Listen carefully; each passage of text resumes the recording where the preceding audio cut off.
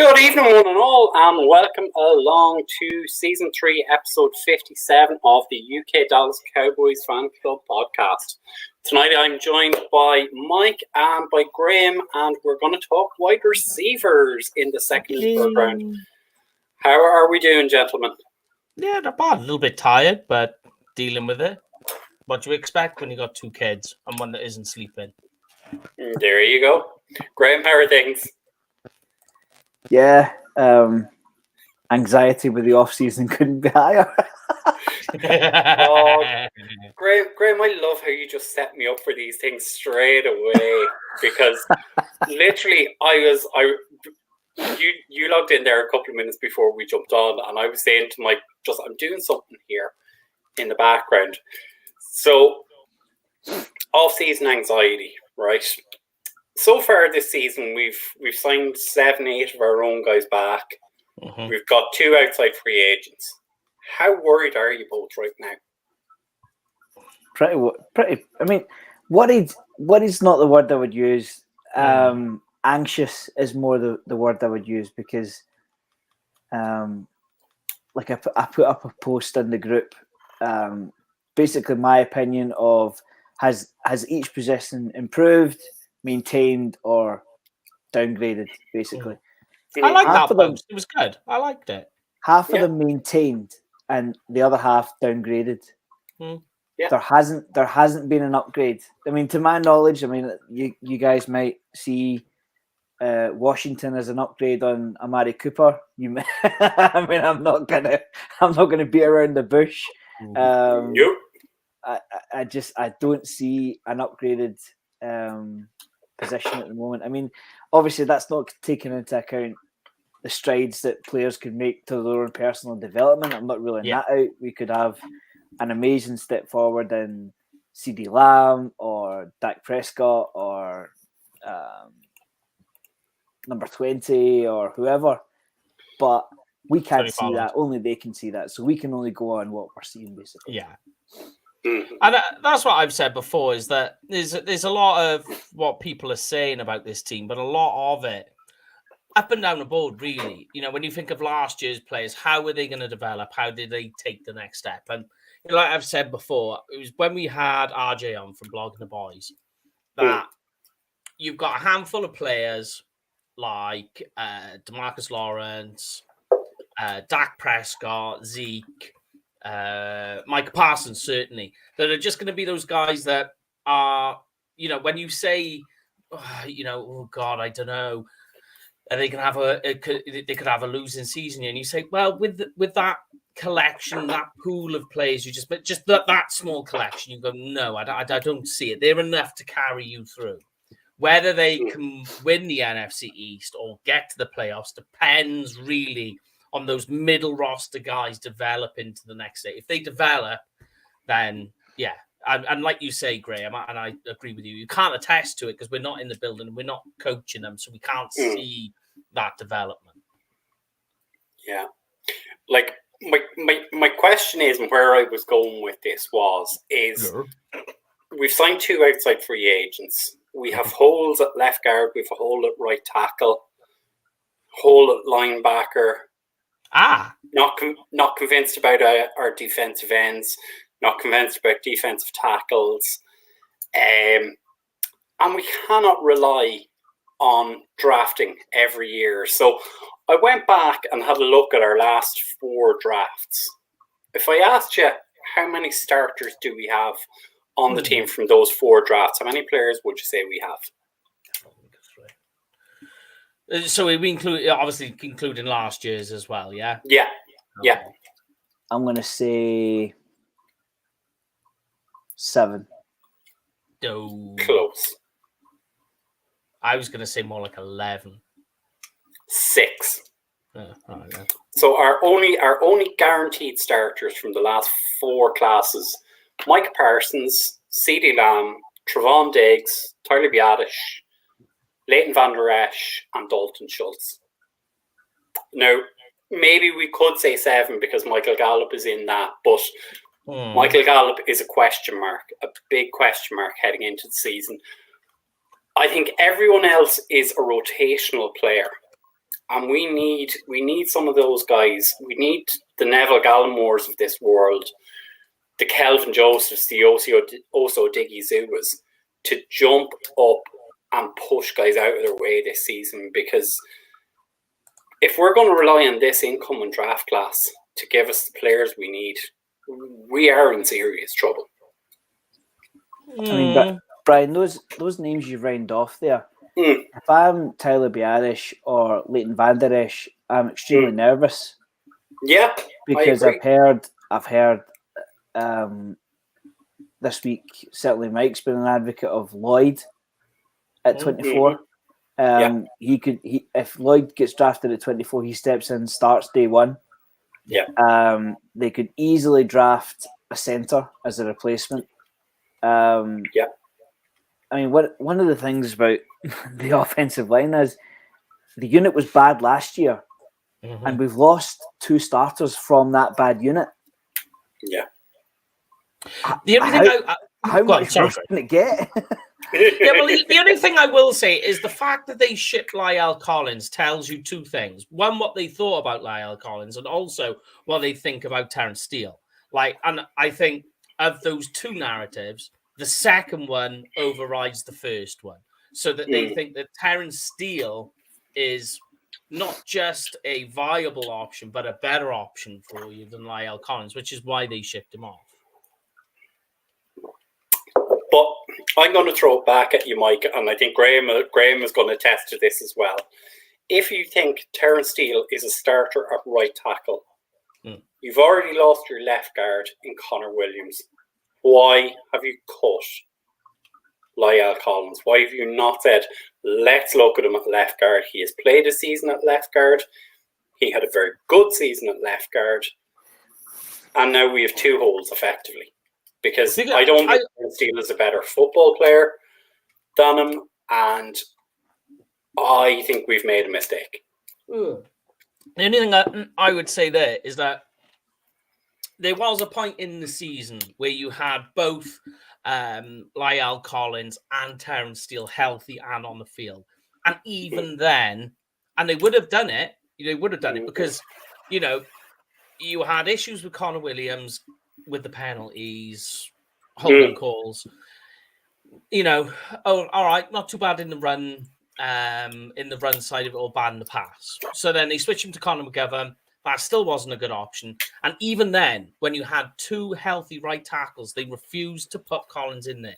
So there must have been a reason, even at that point, for that. So they would have bound to have tried it. They bound to have looked at it and gone, that isn't working either. So when, like you say, that there must be why didn't they do it? Well, they must have done. They wouldn't have not tried it and not tested it, and at least given it a go to see what they had. And then when they're looking at it, they're gone, right, so now we've got 2 right tackles. One where we've tried in the guard didn't work, so let's ship him off. Yeah. That's what I look at it as. When you look at the step-by-step process, Go on. Give us your thoughts, Graham. I know you're itching to say it. I mean, I understand if you think Collins isn't worth the money, if you think he's downgrading, if you don't think he's a viable starter anymore, move on from him. Fine, but bring somebody else in. Have a plan B. Right now, they've just gone, oh, well, we'll draft somebody. That never, ever, ever, ever works. It was a bad unit last year, and it's wafer thin at the moment. I mean, see if you were to explain it to a non-football fan. A non-football fan might say, "Well, we'll just draft 3 or 4 linemen then." And you go, right, okay, that's fine. But how many are you going to hit on? Yeah. Are you going to hit on all 3 of all 4? I go back to the start of the show, anxiety. Yeah. Anxiety. Because nobody hits on all of their draft picks. If you hit on 50% of your draft picks, you're doing well. Yeah. And this ties back into what I was looking at in terms of last season's class. Mike Parsons is the only starter.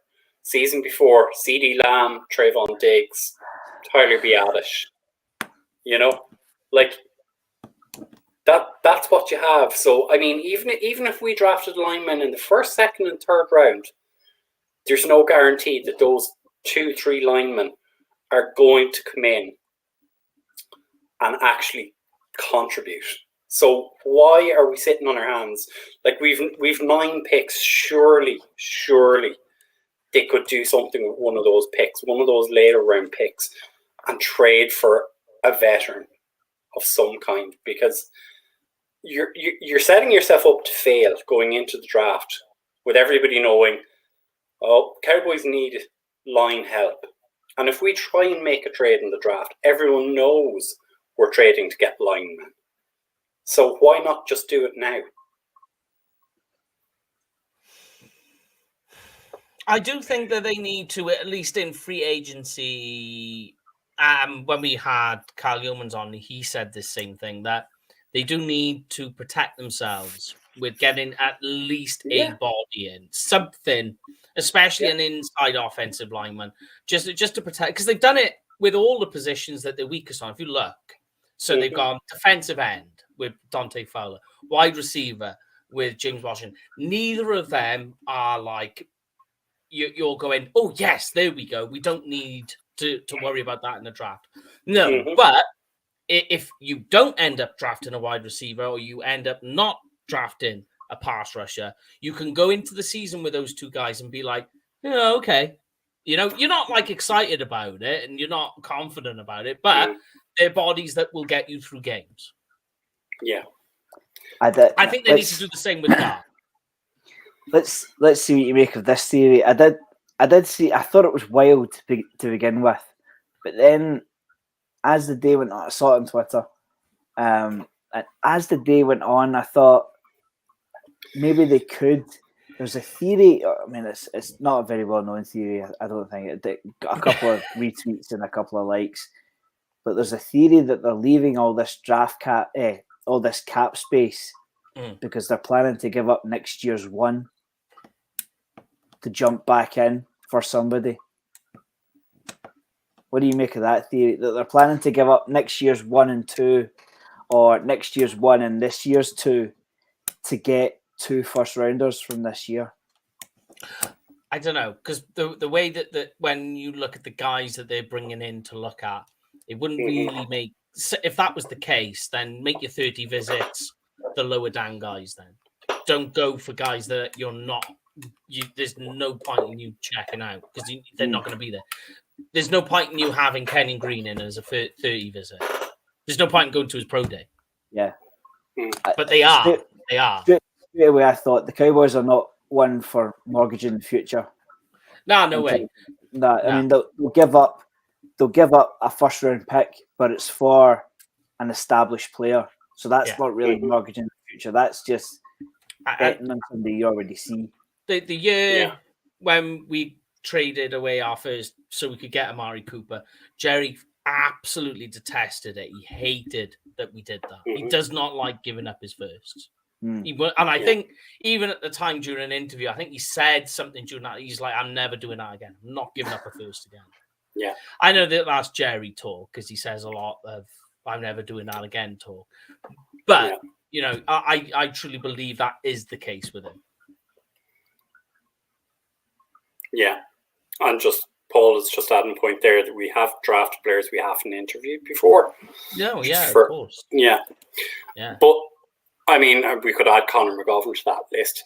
But it does concern me in that, as you say, Graham, if they're looking to trade back into the first, again, people are going to be saying, Cowboys are looking to come back in for another offensive lineman. You want to give me your first and your second next year? It's going to be expensive. So I wouldn't do it. I think it would be a stupid idea. But would it surprise me? No. Would anything surprise you with Jerry though? No. I just thought. I mean, I'm not buying into either. Let's just be honest. I'm not buying into either. But I just thought it was an interesting theory. Mm. Yeah. I mean, if they're like they talk about window of opportunity, you know, Dak only has so many years left on his current deal. Zeke, same question. We're going to have to pay Lamb sooner or later. We're going to have. We'll not get into the Parsons talk, but yeah, it was interesting. Yeah. Yeah. So we'll flip into the main bones of the show, but there is a question here from DJ Dog relating to wide receivers. So he says there's rumors of us interested in trading for an NFL wide receiver, and when the Patriots signed Devontae Parker over the weekend, there was talk that we were interested in Devontae Parker. So and Paul's also brought up the point he wouldn't mind taking Jarvis Landry as well. I mean, is there a wide receiver that you could trade for? I know there's one name springs to mind straight away that's free agent right now. I wouldn't want him next or near the team, given the amount of crap he has spoken about it. But would I be surprised if Jerry went out and did this? No. So, is it something you would do? Would you trade for a wide receiver? No. No. With a fifth rounder? No. Okay. Because there's like in such a rich, deep wide receiver draft. Yeah. Why would you go for somebody who has a higher salary, has miles on the clock, only has so many years to go, as opposed to taking a flyer on somebody? I mean, you never know. You might end up with a Julian Edelman. You might end up with somebody that has a 10-year career. The only one I'm still on the fence about, and mostly it's down to his health and injury history, is that Will Fuller's still on the market. Imagine that there. I know there's the injury problem, but that's a guy who, when he plays, when he's on the field, is dominating. He's just hardly ever on the field. Yeah. I don't need another Tyron Smith. He could certainly take the top off the defense, which we've missed. We've missed, but he would only do it 3 times a year.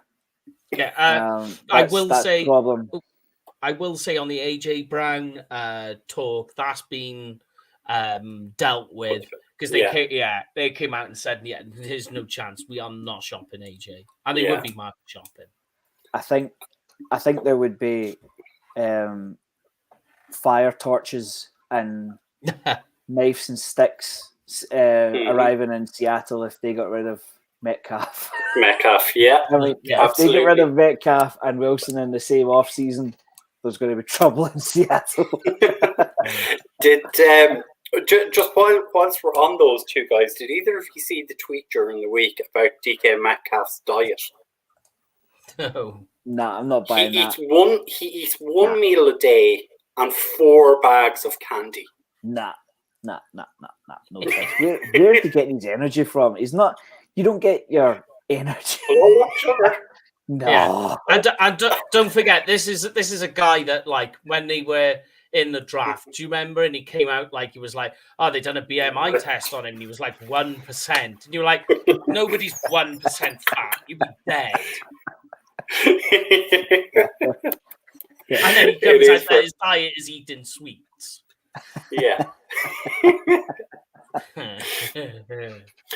So we're good. Look, we'll jump in anyway. As we say, look, we've talked about the top 6 guys already. We've another 6 guys here to talk about. So the guys we're looking at are Sky Moore, George Pickens, John Mechie, Justin Ross, Wan'Dale Robinson, and Mike Hughes, the 6th player. So we got Mechie, Pickens, Robinson, Sky Moore, Ross, and Watson. So Christian Watson out of North Dakota State is the 6th guy. You've got to have one of the small school guys in there. You've got to. Yeah, and in our group chat, like we were all chatting about this, and like Paul asked, were we going to talk about? Sorry, Khalil Shakir. So, like we all have guys we like. And Mike, I think you said he was 19th on your board. He's 17th on mine. Okay, So that shows the talent and depth that there is in this class. But if we jump straight in and look, let's talk about Sky Moore, seeing as we had Jeff on with us on Thursday. He is Jeff's guy, so let's try and kill this one off as quickly as we can, seeing as there was a full show about him on Thursday. Well, when Graham jumped on, I gave him the list of players. I said Sky Moore, and so he went, "Ooh." So I'm going to let Graham take the... Oh, do you want... Go on, Graham. No, let you take the first hog at it. Go on. Yeah. Go on. It may be draft silly season. It might be people are climbing the board. They're going back. They've watched the combine. They're thinking, hold on a minute, did we get something wrong? And as soon as I jumped on, I said to the guys, is that first round Sky Moore or second round Sky Moore? All I'm saying is do not be surprised if he goes late on day one. Because the buzz is there. The buzz is there, and if we can take Travis Frederick 32nd overall, there's no reason why Sky Moore can't go there. Yeah. I mean, we all know that the Lions need weapons, and he would help. Yeah. I mean, like a lot of people, I heard it a lot at the combine. Is that this is a guy who's going to be fantastic, playing from the slot. I say that yes, but he's not a pure slot receiver. Just the same as he's not a pure outside X type wide receiver either. He's a little of both. But in the worst case scenario, like not so much for the Cowboys, but if you needed to play him just purely from the slot, like if that's the way your roster is built, he can do that. A lot of people complain because obviously we've been here before, Bri. Western Michigan. So you have people talking about the level of competition because it was fairly bad. When you look at some of the teams he dominated against, like Kent State and stuff. But on the reverse of that, I tell you, go and watch. He was against Pitt, right? Amazing game. And against Michigan, he was dominating. Certainly when they were trying to play press man on him and try and play like that bump and run. And for a guy his size, because he is small, he's like 5'9", right? But he's got a rocked out body. He's nearly 200 pounds. So at that size, he's like a rectangle put on its side. But you watch him against Michigan, it wasn't a great game. But what you did see is you watch him dominating with his hands and the physicality at the line. And when you say, so you go, there you go. He's dominating against Pitt, Michigan, and you go, all right. So, yeah, they are right. When you say is some of his best games is like Northern Illinois, and you go, Kent State, I say. So there is that issue. But he is a good player. Huge hands. And we was talking about this before when we were talking wide receiver. I think DJ Dog brought it up, is his 10 split. His 10 split is insane. But it is what you expect from a guy of his size. So shorter you are, quicker get off, but your long speed will tend to be lower. So like he's like a 4.41 in the 40, but his 10-yard split is a 1.46. That is just like insanely fast. And when you look on a height weight chart and you look at his is like right at the very top because he's 5'9", his 4.41 puts him higher up than the other guys because that's something you expect from somebody who's a lot taller than him. And he is doing it. His issues are, of course, is just that he's got not short hands. His hands are huge, but his arms and his wingspan are very small. So that means that in terms of a quarterback, you need him to be quite accurate because his wingspan means his catch radius is small, and you do see that on tape. He's telegraph. He needs to telegraph a lot. One of the other things I saw is he's not gonna run away from corners. Like he doesn't have the burst of acceleration. I mean, he'll get the job done, but he doesn't have elite speed, and I just wonder if that's one of the main things that's keeping them out of the first round. He's not gonna, No, is he solely a slot receiver? No, I would say no. He's not solely a slot receiver. He's a yak weapon, is what he Yeah. is. Just think of it like CD Lamb in that sense. Like we all say, CD Lamb, keep him in the slot, keep him in the slot. But if you put him on the outside, CD Lamb, he will give you production. He will get you yards. But what you don't want to do with CD Lamb is make him run downfield.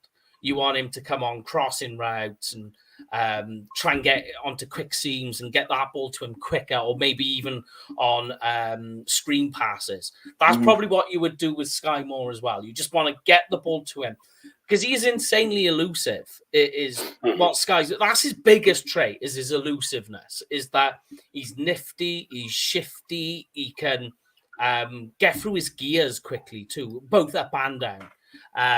So what that means is he can get around it a lot quicker. His issues are catch radius and route tree. That's the biggest problem with him. And that's what's keeping him out of the first round. And really what you want in your first round, guys, is you although he's got something mastered, he's got a big deficit in something too. And, at 5'9", what are you expecting? And that's where I agree with you, is that downfield weapon type is what the problem is. DJ Dog's talking my language. Yeah. That's where we shop for wide receivers, in my opinion. Yeah, absolutely. I mean, from the sounds of it, I'll admit I'm not a huge Sky Moore guy. I haven't watched that much of him. But, I mean, if you want CD Lamb playing out of the slot, or coming across, as you say, across the field or on screens, and you want Sky Moore doing the same thing, where's your deep threat? Where is your guy who's going to draw safeties and requires that single high coverage or double? At the moment, that's Michael Gallup, and he's injured. He's not going to be available for the first 8 games. So, and Washington's not going to do that either. Yeah. So, Yeah. So, what I like with Sky Moore is that, like what you've had with Deebo Samuel, the way the 49ers play. You can very much do that with him. One of the things I was watching when you watch him is you get, I'm going to sound like a wine connoisseur, you get tones of Julian Edelman is what you get. And Julian Edelman, when you watch it, he's the short guy, he's the little guy, runs only one route his entire career. So well done on that, Julian. But you see him in the backfield too, coming into the backfield and doing that sort of work as well. That's how I feel you would be playing Sky Moore. So, and you did say this off camera, Mike, is that every one of these prospects has an issue. Yeah. For me, the issue is if you're bringing them into the backfield and you're running CD Lamb on crossing routes, you're not extending the field. You have nobody with the ability to extend the field, which is what you need. You need threats everywhere. And even when Michael Gallup is fully fit, Michael Gallup does not have elite speed. He has great hands and has the ability to stretch the field maybe 20 yards. But you effectively have a lot of guys running into the same area because Schultz will be running into that area. And, it's short. It's dink and dunk. It's this Kellen Moore dink and dunk game last year that just did not work. Yeah, I know what you're saying. And what we don't want to go back to is having to try and figure this out on the fly and go back to that. Oh, it's wide receiver by committee, Yeah. And that's effectively why we went and got Amari Cooper, was because we didn't have a one. And as far as I'm concerned, I'm still not convinced CD Lamb is a wide receiver one. I'm with you. Yeah, I mean, in terms of when you look at Volante's telling you off. Yeah, he's put it in caps. I know he's putting it in caps. I've seen James Washington in the flesh in college ball, and he was not a threat against Texas. They don't play defense in the Big 12, and he was a non-factor in that game. James Washington is a nothing player. He is a guy we signed for depth. And if we draft a first-round wide receiver, be it one of those top 6 guys, expect James Washington to be cut and off this roster. He is not a downfield threat. Yeah. And one of the things I will say as well that might interest them in Sky Moore, because we've seen this on the reverse side, is that Sky Moore, when he was recruited by Western Michigan, he was recruited to play cornerback because that's what he was better at playing. But then he switched whilst playing, and they were like, "Oh, play wide," and we've seen that before. And what that does is it gives you a feel for the other side of the game. You know, as I say, Trayvon, good example of that. Yeah, I mean, just that the one thing you do have to be careful with is, Sky Moore will give you slot production, which the Cowboys have already got, but he is not a pure slot wide receiver. I think it's dangerous to just peg him as a slot wide receiver. It's more than that. So myself and Valenti are getting into it here in the chat. And I know OSU is your team, Andrew. I saw the guy in the flesh.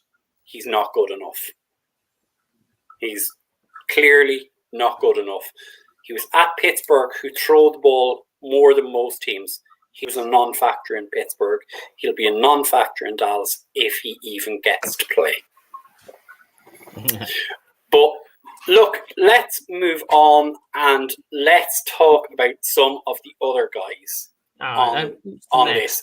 So if we look at, I'm going to bunch the next 2 guys together, George Pickens and John Mechie, because both of these guys have injury issues and concerns which they're coming off. And you could nearly throw Justin Ross into the same category. You know, maybe if you looked at these guys a year ago, 2 years ago, they would have been a lot higher. They would have been in the first round talk, but injuries are after affecting them, and it's ACLs. It's both of them as ACLs. Yeah, you know, it's long-term injuries that are gonna hold these guys back. So if we talk about John Mechie first, I mean, because he's probably the most recent to get the injury too. His was in the SEC championship game.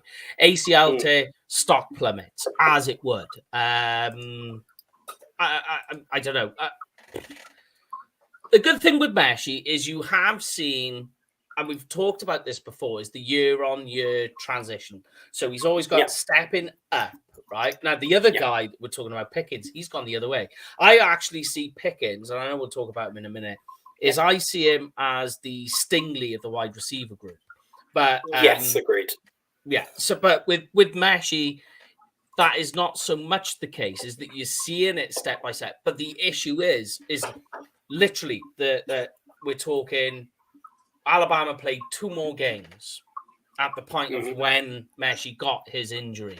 The guy is a good player, and the biggest thing you can get with John Mechie is the thing that me and you, Bri, talk about a lot with wide receivers. The most important thing I want to tick on my box is route running, and his route running is incredible. Good tree, physical at the stem, doesn't round off at the top. They're sharp, they're snappy, and he does have most of the tree figured out as well. And he did that really from an early stage of playing in Alabama. The issue for him, the biggest problem you have is just the health problems. And when you think about it, he's not a hugely physical player. He does it with a bit of savviness. So then you think, you're throwing in an ACL tear. How's that going to affect the game? How does that affect him going forward? Because he does get boxed out quite easily. And when you think about it, at the college level, if that's happening, it's going to happen certainly at the NFL level. I'll let Graham take the floor.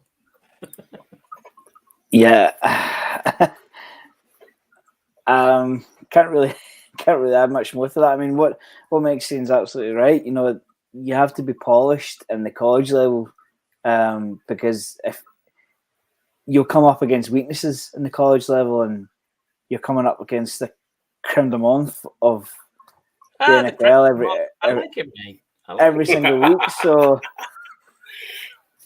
yeah, I mean, let me try and get his sort of his numbers up, and I'll try and have a look here, because like I know that they're not very good either, which is another problem. Right, here we go. So you could just go through them, and as soon as you start rattling these off, you go the physical traits of everything. Like you say, he's not a physical player, and he doesn't have much in terms of physical traits. So you're talking 5'11", so that's not so bad. All right, you can live with that. 187 in weight. Now all of a sudden you're going height, weight combined. You're going, okay, all right, okay. But then you throw this in. You go a 73-inch wingspan. That's 15th percentile. Arm length, 30-inch, 16th percentile. Hand size, 9-inch. Bear in mind, I'm trying to remember, there was a fact I heard, and I can't remember when. It may have changed. So like the half-life of facts change, don't they, quite quickly, especially in sports. But like, I think I read somewhere that something like 9-inch hands is like literally the cutoff. That there's never been a player that has had a successful NFL career with 9-inch hands or less, and he's like literally right on that cutoff line. But that as well, you throw that in, that's 39th percentile. So like when you think of, and when you watch it, you do see it, the physical shape of that player, of what he looks like. And then you throw in the ACL tear, he's not physical at the line, and it's happening in college, moving now into the big leagues. That's what scares me the most. This is the ACL. Yeah. The ACL is the biggest problem, and it happens so soon as well. But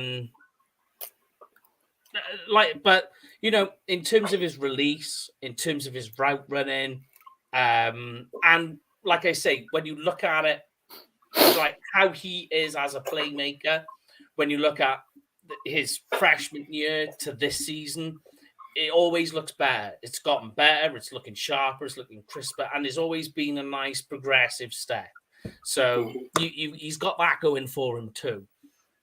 I mean, this is a perfect example here of the medicals will tell you more. We don't get them. The teams that are interested will have done their due diligence, and they'll know more about this. But regardless, still, when you think that the tear he got the injury in, like, I mean, what are we talking, December?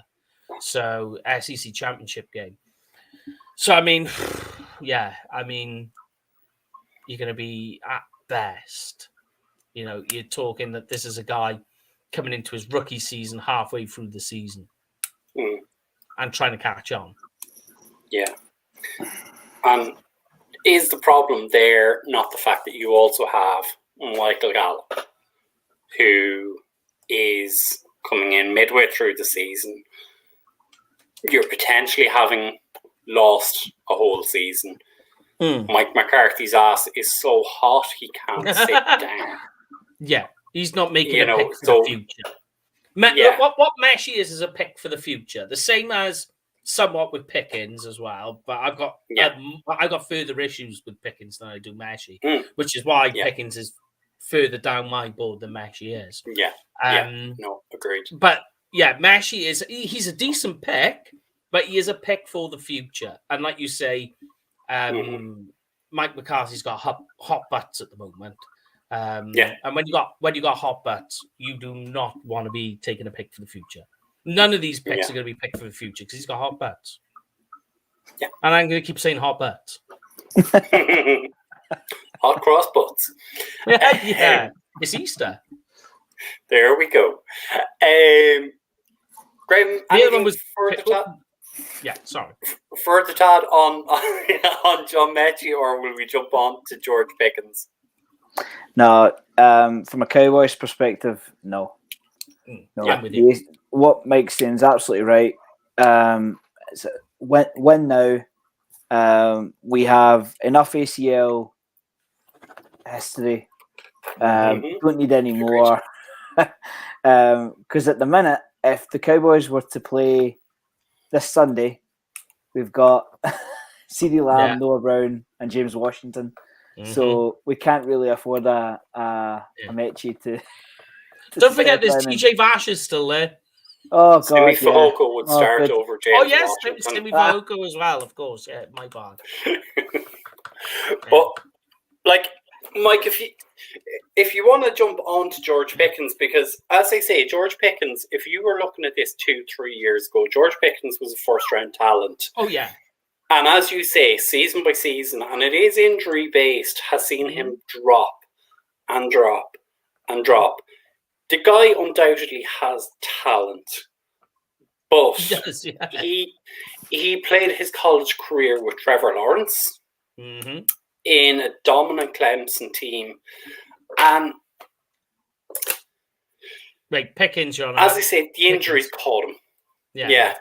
Pickens, Georgia. Georgia? Shit.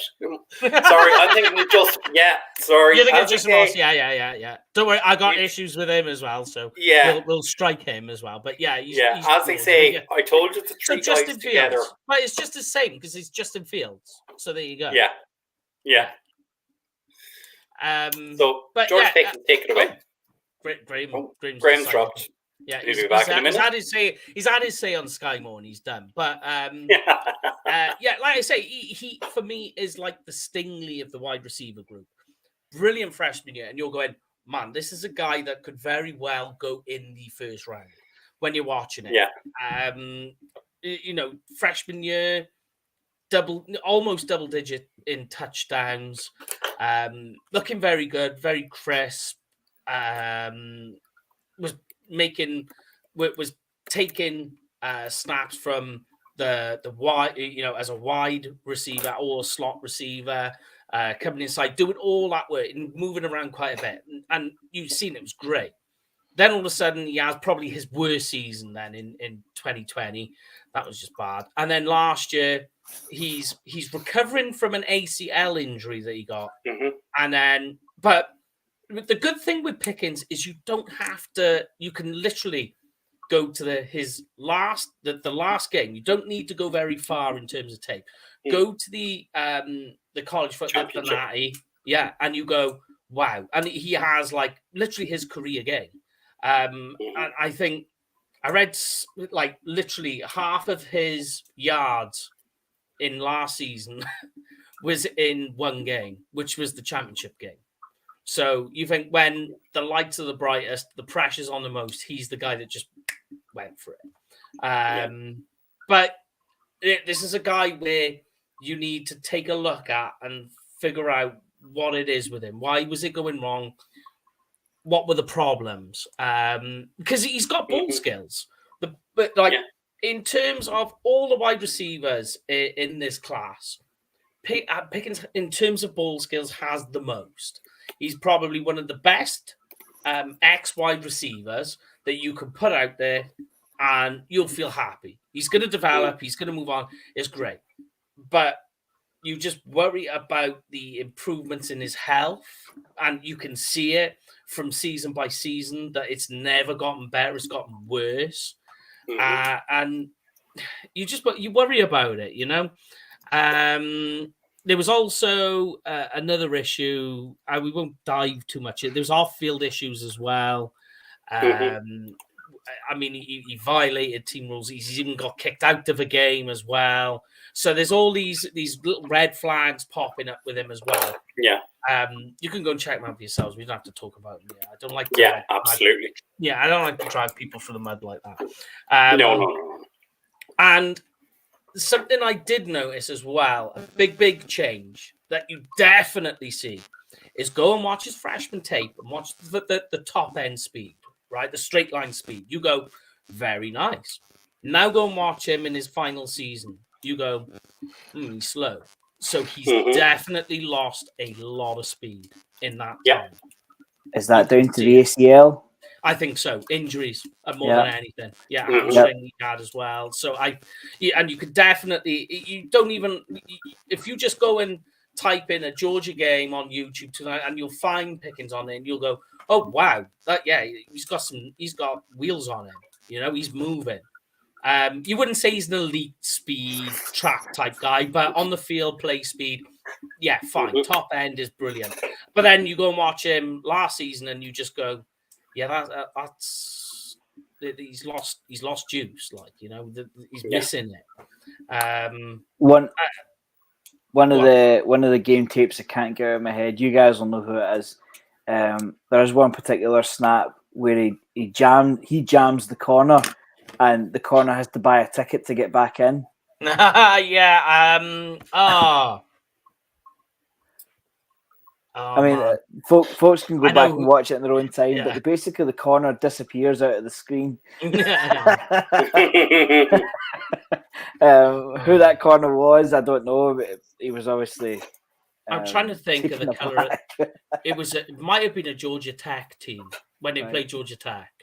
Right, but again, going back to the ACL, the Cowboys as an organization have enough problems with knee injuries. I just to go and use a high caliber pick, day 1 or day 2 pick. Again, scary because if you're going to pick somebody up, you need clean knees. You need perfectly good knees. We've already got Michael Gallup issues at ACL. So last thing we want to do is, I mean, can you imagine the bad press if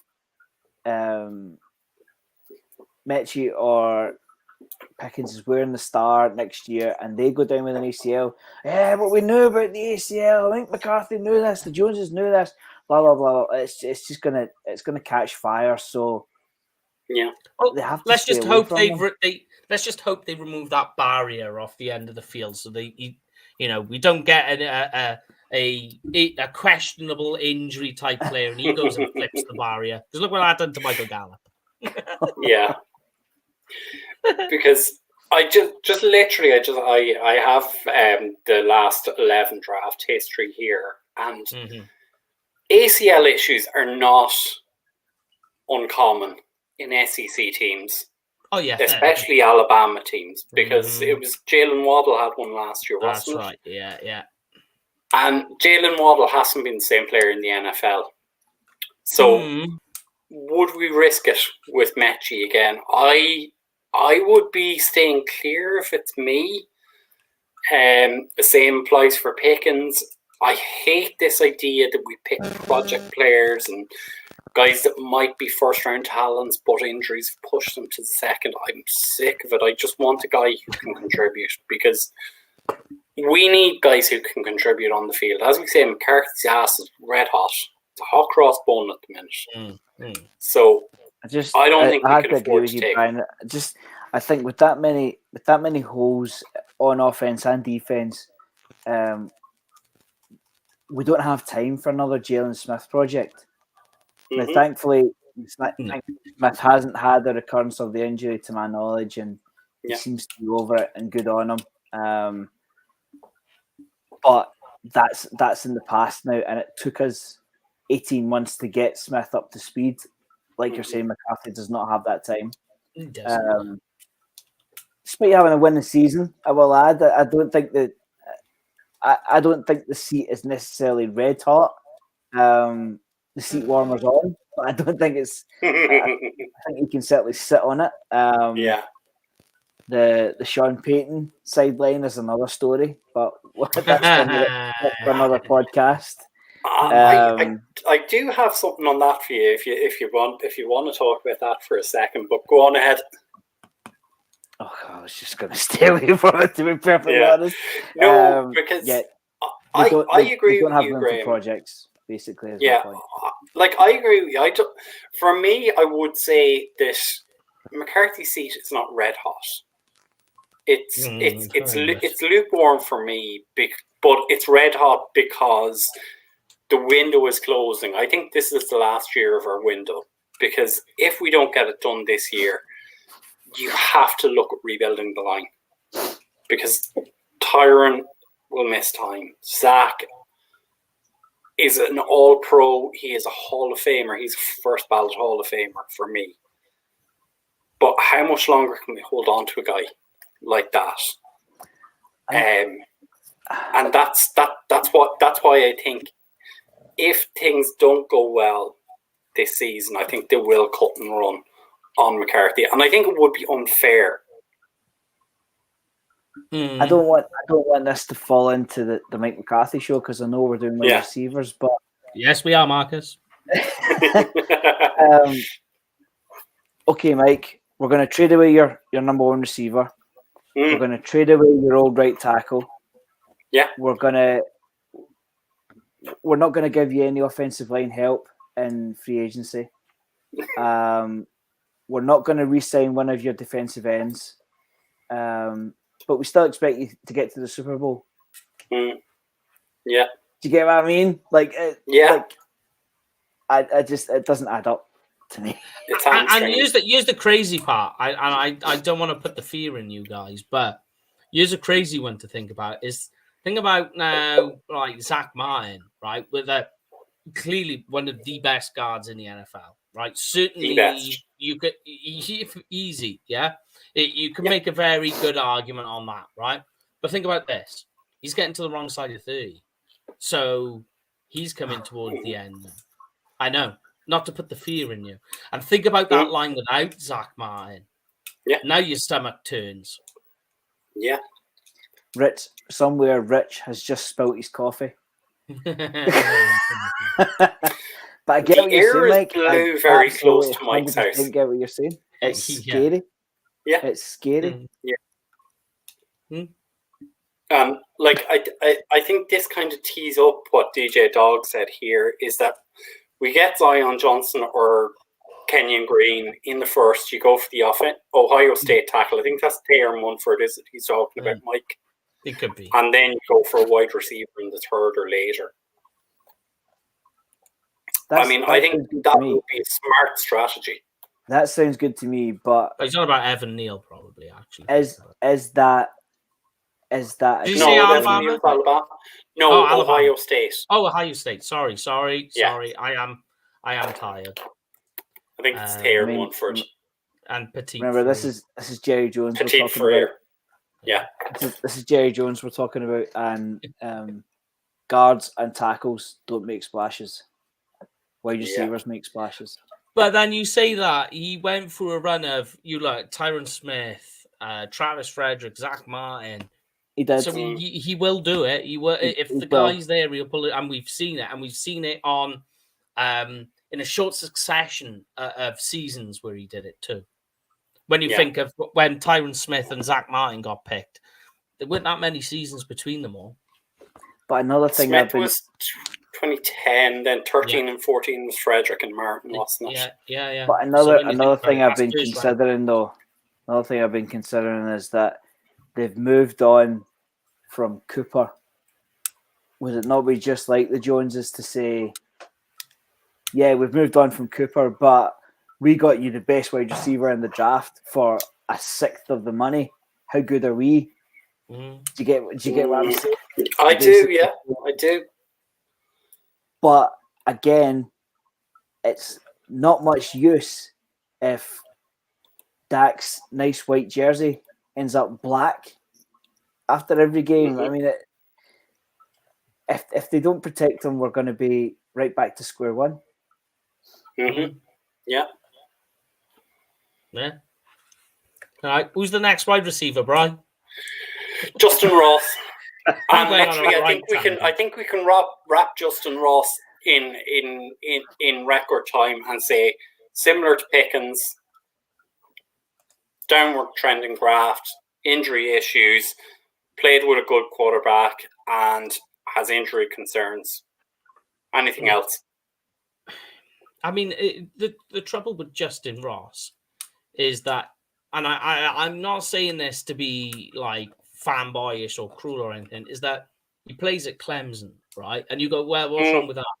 And what's wrong with that is in terms of, if you look at their wide receiver core, literally all their wide receivers are exactly the same. Yep. That's the trouble. So that's where Justin Ross has struggled, because when you look at the Clemson wide receiver, there is no different, like you want a short guy, you want a fast guy, you want a jump ball specialist or an possession type wide receiver. There's not all the wide receivers in Clemson are all the same, so it's easy to defend. And so in his defense, there was that going for him in Clemson, where they were all one of similar molds. Massive wingspan. I'll try and get I'll get his numbers up in a moment, but I know it's a massive wingspan. It's huge.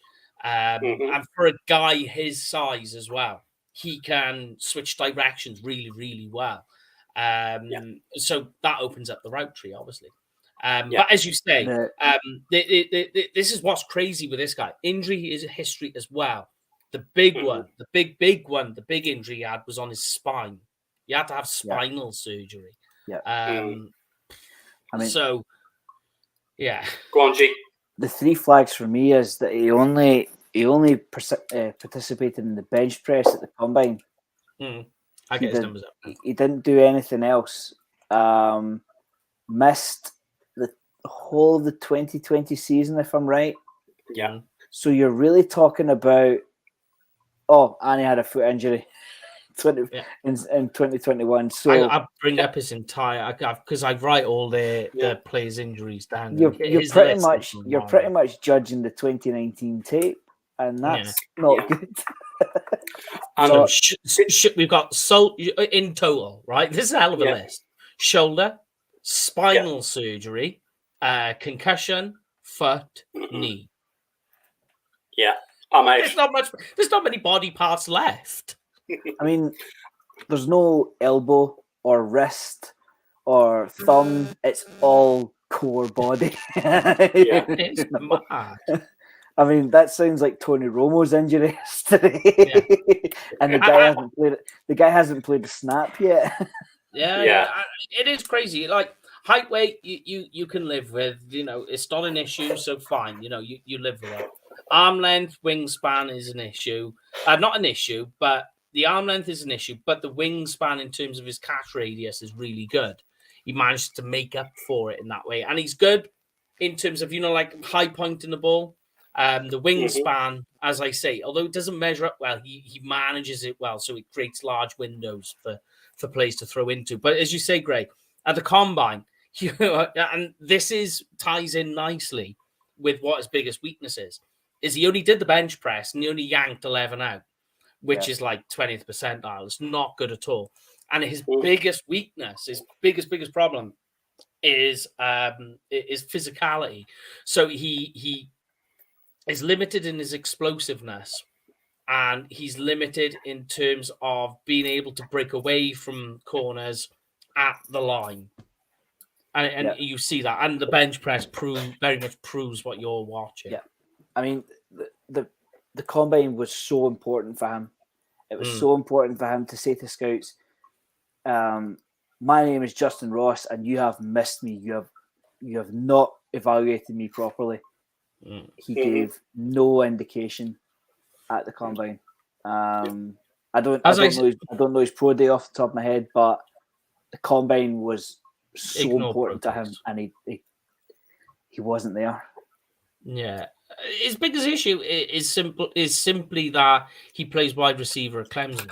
That's the biggest issue, because there's no, in terms of being able to develop, because there's no need to, because they're all one of the same mold, and that's what made them so easy to defend last season, is that they were all the same.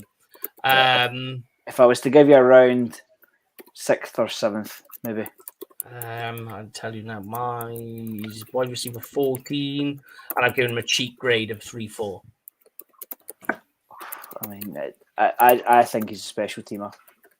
He very well could be, depending on how teams see the medical. Because I'm saying 3-4, and I'm basing it off tape. I can't, although you take injuries into consideration, you don't know how bad that especially the spinal injury is.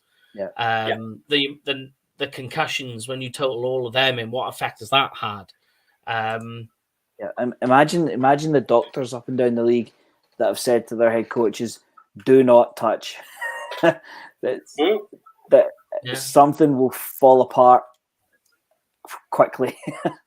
At least if he's a special team where he has limited time on the field.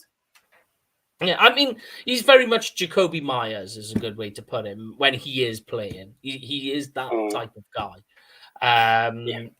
You know, you could use him as a big slot if you wanted to go down that that road.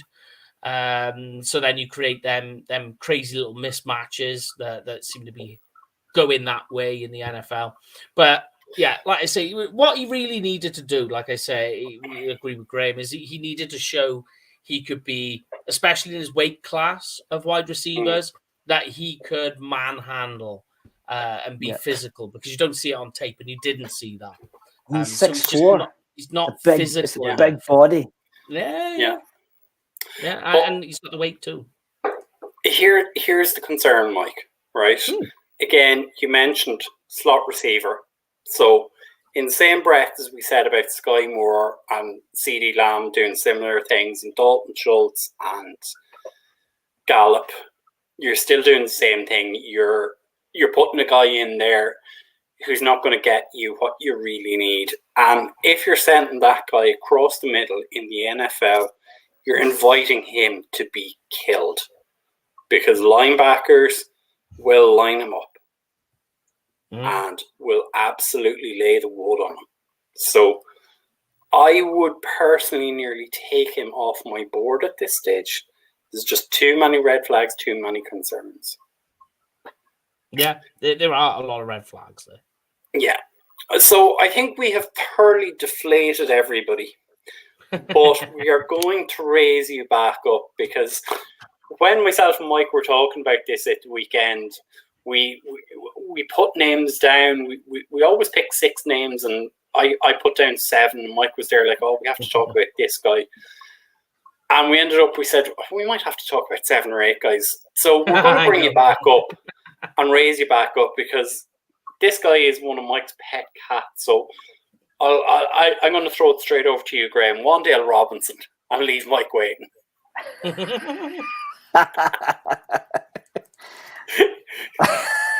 That's a shame. All right. It gives me time to bring up his combine number. Oh, yeah. So for whilst Graham is looking there, Wan'Dale Robinson, wide receiver out of Kentucky. He is a big-bodied wide receiver. He's a do-it-all wide receiver. He's a great catcher of the ball. He can high point the ball, and he has the ability that's the guy of his away. height. He's only 5'11", and he will high point the ball. Yeah. So there's some of the quick facts about him. As we say, we had trouble getting this down to just 6 guys to talk about. Yeah, I mean, like you say, one of the big things you mentioned is exactly what he is. His biggest trait, if you like, is his versatility. It's something I'm becoming more and more a fan of. I know all right, we'll go down there. Out jumps defenders, contested catches, like you say, really good. In terms of playing in traffic as well, it just has a natural feel of working his way through traffic and playing through traffic, which is really good. And here's an interesting point as well, is he also played running back. So going back to that Deebo Samuel talk with the 49ers that we're seeing, could do a bit of that work where he can, just returning back to the versatility talk. Runs really good routes. Does like you see some sick routes coming from him. Feet, hands, eyes, they're just always constantly, I know it's this weird thing to say, but they literally are always active. They're always doing something and very busy on the field.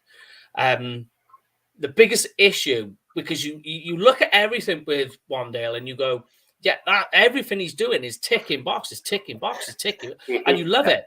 The issue is it's only last season he done it. Yeah. That's the big problem. That's the biggest thing. You've got nothing else to go off. Literally nothing. Is he a Cole Beasley? No. He's better. He's better. He's better. Yeah. I mean, it's certainly got potential to be a starter. I mean, you go 40. I tell you what, 4-4. here's one that ties in quite nicely for you. Ty Montgomery. Ah, okay. Yeah, that's Okay. what you want. I hope he's He got wouldn't better be as hands thick than as Ty Montgomery. He wouldn't be as thick as Ty Montgomery. He would be more slender-bodied. Yeah. But I mean, in terms of style of play, what you're looking at when Graham was saying Cole Beasley, I'd say it's more Ty Montgomery. Yeah.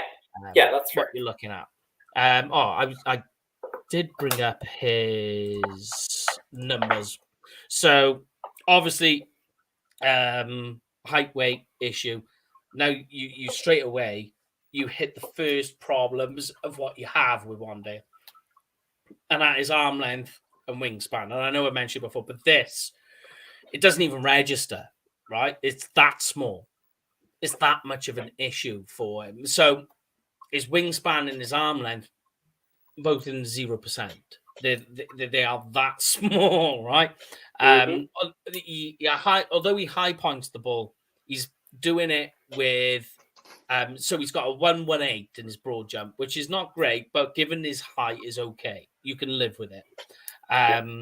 But he's doing it when you look at his 10-yard split at 159, you go, okay. It's not a great get off. But it's the physical traits that are the biggest issue for him in that regards. And the other one for me is that it's just 1 year. I've got nothing. It was a great year. It's a fantastic year at Kentucky. And missed tackles, he's got 22. In all of NCAA, ranks in the top 10. Right. And you go, okay, deep catches in the top 10. Screen catches in the top 10, slot catches in the top 10, and you get that feel. But then you do see it that the deep yards, the screen yards, the slot yards are all fairly high up there in terms of rankings, and it is crazy that you see. But my biggest issue is, and also when he played teams like Georgia. All right, I know it's Georgia, so it's not really good to go off. But let's just say that was the best team that they played last season. He was okay. He wasn't great. He was just okay. So there's your level of competition that he's working against, and he's only done it this year. Because, in fact, I can go through it for you now. We can go receptions. So in his freshman and his sophomore year, he collectively, in terms of receptions, had less than what he had in last season.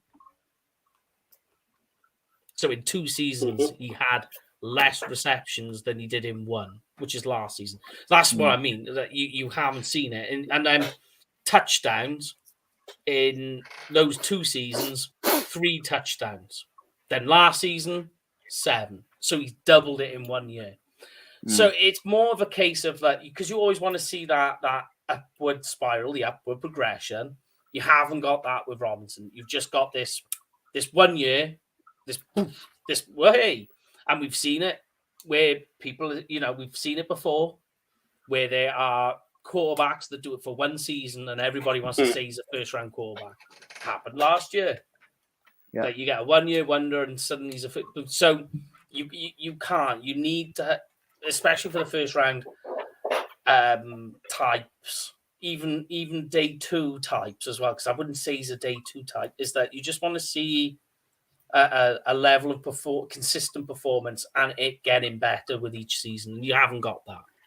I mean, he certainly goes against the type of player that the Cowboys defense want to defend against, because Mike, it may have been yourself, but I think the UK account put up that there are 3 cornerbacks over 6'4", and we have every single one of them. So he doesn't seem like a type that scares Dan Quinn. Whether that's not what Quinn sets his defense up to do or not is a different story. But the 5'8" thing, that's not something you can get better at. Obviously, you're never. I mean, I get that the jump is there, Yeah, it is. He does high point quite well. I don't see him coming down with a fade route at the back of the end zone. Certainly against the taller corners. You're going to have to scheme for him properly. I mean, would you say day 3, 4th round, 5th round, maybe? You know what? No. Round grade I've given 3. Wandale is 3. 3, solid 3. Round 3. Just at the very end of the round 3 grades. It's more physical attributes, 1 year wonder. That's the problem you've got with him. Apart from that, if you said that you didn't have to worry about the other seasons and it's just this one, concentrate on, you could bump him up another round and be like, because he is good at what he does, but you haven't. That's in a vacuum. We don't live in a vacuum. Yeah. That's basically my take on him. I mean, nobody hates a small sample size more than I do. Yeah. I hate a small sample size. Said often enough. Yeah. So the last guy we're going to look at, this, correct me if I'm wrong, might also feed into the one season wonder. Christian Watson, North Dakota State.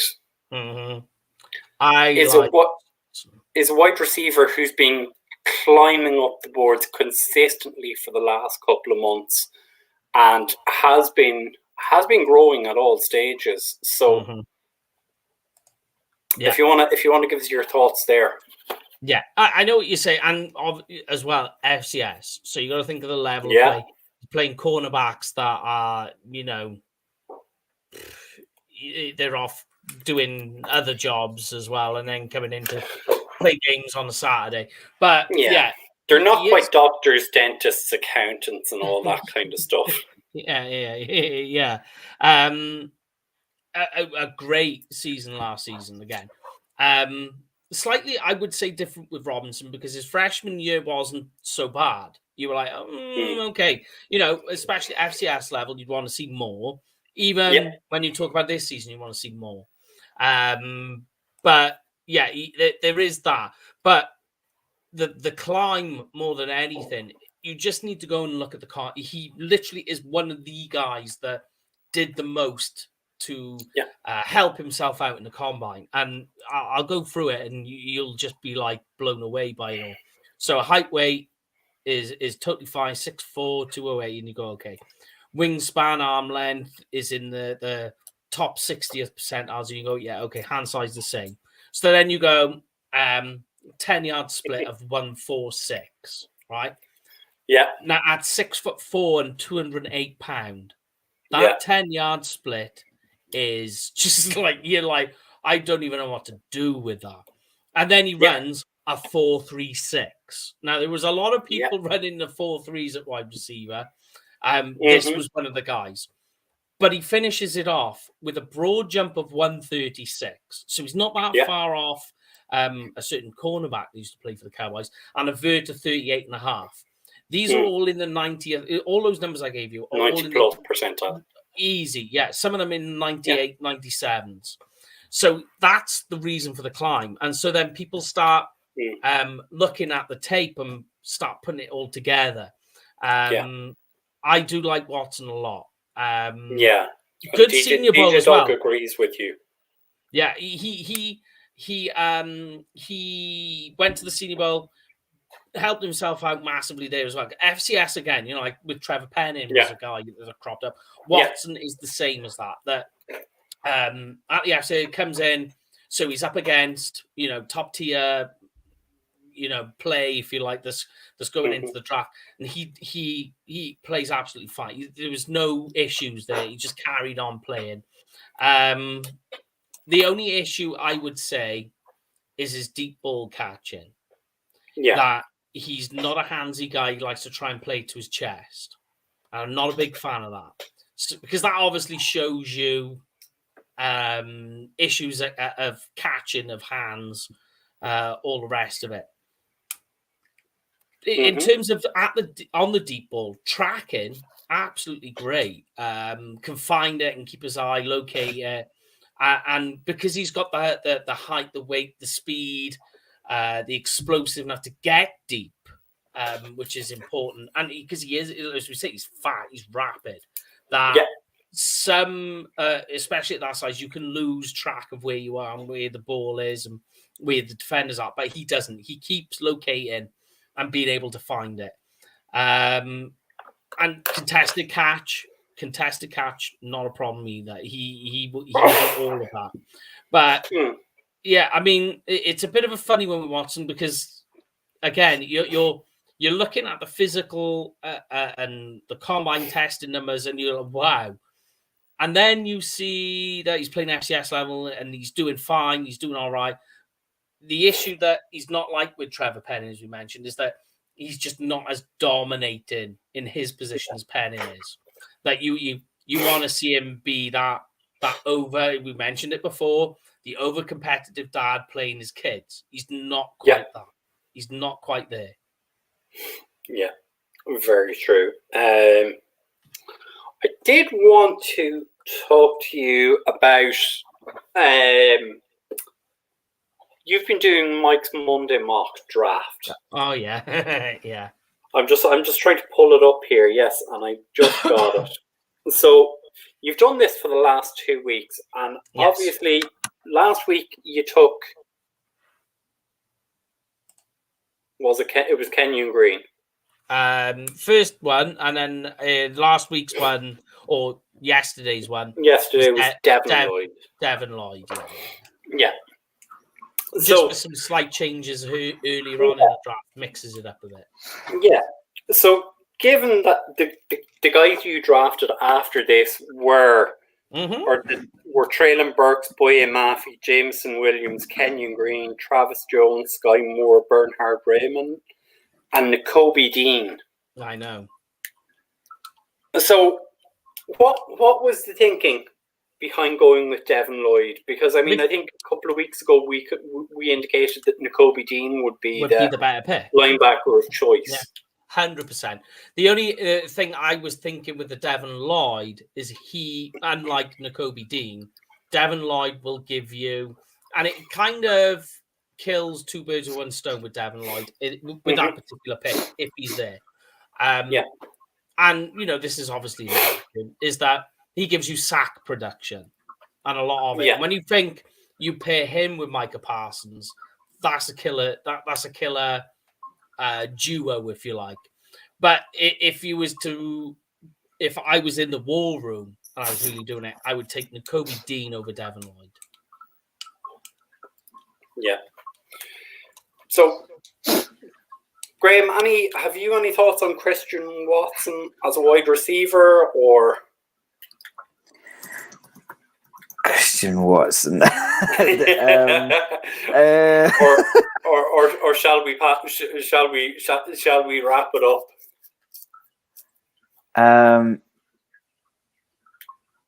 Nothing that you guys have probably already covered. Yeah.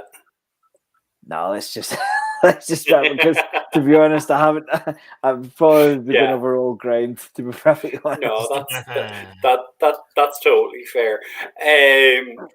But as we said, look, if we mentioned Mike's Monday mock draft there, so is there anyone you would have considered from the guys that were drafted after instead of taking Devon Lloyd, or would you have made the Devon Lloyd pick? I would have taken Boye Maffey. Honestly, I think Boye Maffey, and I know Jeff Cowboys, who was on there, was like, I don't know, but I'm still a big fan. There's more variance in his. He's got more repertoire to what Karlaftis has. Karlaftis is that power bull rushing type, and I just think that we've tried that game before and it didn't really work out. Under the name of Taco. Let's and I just say wonder anything more. Yeah, It's like saying Beetlejuice. Yeah, I would take Maffey, and I would personally, I would take Nakobe Dean over Devon Lloyd. But like with these mock drafts, you try and do something a bit different, don't you? So they don't become the same. You're not doing the same picks. I mean, didn't we take a Traylon Burks type player at 24 not so long ago? There you go. as much as it turned Paul's stomach. Is this the same player who was drafted at the same spot of number 24? Yeah. Yeah. I mean, There we go. I did notice, Mike, that Kenyon Green went to my dad's team at 28. Yeah. That would probably kill me. Whether Mike did that deliberately or did he do that deliberately? Who knows? I did. I was thinking of you as I was doing it and giggling. Certainly, Aaron Rodgers wouldn't thank you for it. I think Aaron Rodgers needs all the wide receiver help he can get. Yeah, I know. Yeah, he'd throw a party again. Yeah. So Joe and DJ Dog have a couple of questions here. So DJ Dog said if Carl Loftus is the one guy he'd throw his pen at if we drafted at 24. So DJ Dog is out on Carl Loftus. And then Joe is asking us, with the 5th round pick we got for Cooper, would we go after a kicker? So I'm guessing you're looking at either Cade York from LSU or Cameron Dicker out of Texas with that pick. Would that be something either of you guys would look at, considering Chris Nagar is our kicker right now? It's possible. I think they'll use one of them 5th round compensatory picks on the special teams. That's what I think. Yeah. Do you need to draft the kicker? It's true. Can you not pick up a kicker as undrafted, as a walk-on? Or well, if you look at it last year, Evan McPherson, I think, was drafted in the 3rd round. Just give me 1 second. Or 5th round. I'm just trying to pull it up. So Evan McPherson drafted in the 5th round. 505. I mean, if there's a guy out there that's nailing 90% of his kicks, then perhaps. But I mean, I think as it stands now, we have so many positions to fill. There will be kickers on the street. There will be kickers. There will be undrafted kickers. I think if we could go and get maybe another linebacker or a wide receiver, maybe we get some defensive end help rather than taking a kicker, because I think you can effectively go week to week with kickers. There's that many of them. I mean, you can keep a kicker until he makes a mistake, cut him, and then go and get somebody else. I think there's that many of them. If there was positional help at defensive end or linebacker or wide receiver, I'd much rather take one of them. If there's a guy hitting 90%, maybe, but it's not. I mean, I get where Joe's coming from. I mean, we all sat and watched, tortured basically by missed field goals and extra points. I get where he's coming from, and it's a valid question, but I think you can be patient on kicker. They're have a competition basically. Take somebody undrafted, pull a veteran off the street. Are you going to get a 90% kicker in the 5th round? I don't know. Yeah, which is fair. So I think we're nearly an hour and a half in, so I'd say it is time to wrap up. Mike has had to pop off there and do daddy duty. So Graham, I'm going to get you to do the shout out to our sponsors. Just give me 1 second if I can find it. There we go. Yep. So if you're planning to go and see Kenyon Green at AT&T Stadium this year, make sure to book it through UK Cowboys. They will treat you like royalty. They basically map out your entire visit for you, and they know exactly what they're doing. Don't leave it a chance. If you're only going to the one game, make sure you make it a good one. And of course, if you use the discount code UK Cowboys, I've heard you get something, Brian. What is it you get? Chocolate pudding. chocolate pudding and a portable fridge for your phone.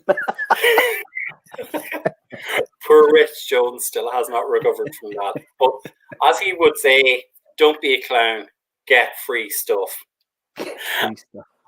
Get free stuff. And as we say, look, all of our fellow content creators, the team over at the Dallas Cowboys Media, and the guys at 105.3 The Fan, and the girls, of course, at Blogging the Boys as well.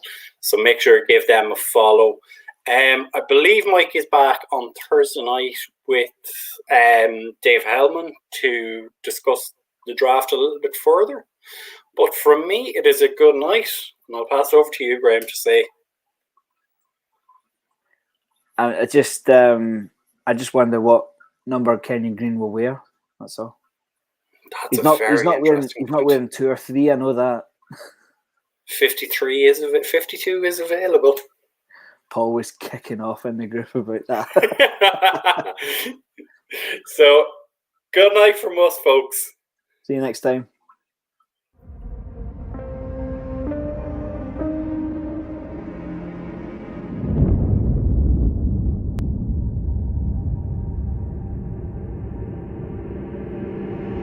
You can try to break me. I cut my teeth on people like you. It's gonna take a lot more to take me down. I'm a step ahead, watch me wear my crown. Don't need a knight to guard the cave. Can count the dragons that I've slayed. You can give it all you got, 'cause love is running through my veins. Oh, this lion can't be tamed. There's fire in my blood.